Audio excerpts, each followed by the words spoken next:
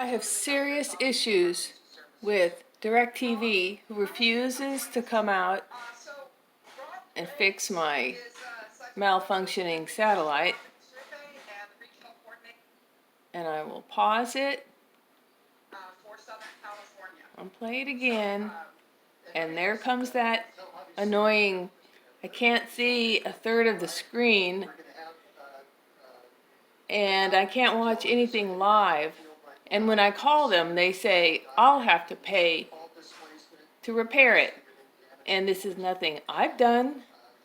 So I think they've got really terrible, non-existent customer service if anything goes wrong with your satellite. So just be warned.